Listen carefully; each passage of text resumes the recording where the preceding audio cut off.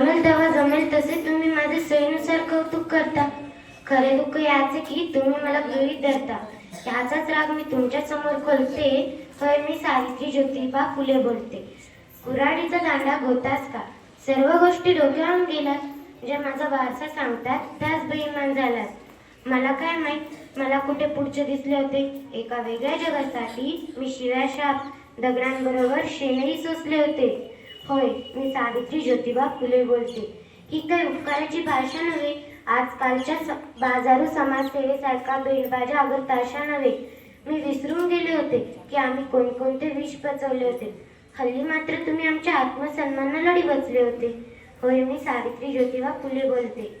माय मावल्यानो, लेकी बाळीनो, तुम्ही शिकलात, सवरलात, पण नको तेवढ्या शहाण्या झालात.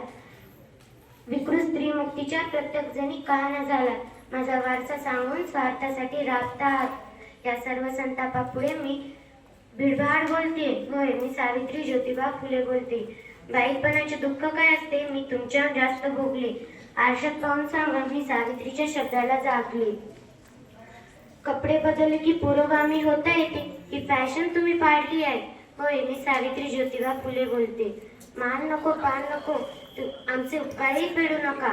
कीर्तन कीर्तन काही नको जोडायचे म्हणून भाषणही जोडू नका. म्हणूनच म्हणते, होय, मी सावित्री ज्योतिबा फुले बोलते. मी सावित्री ज्योतिबा फुले बोलते. धन्यवाद.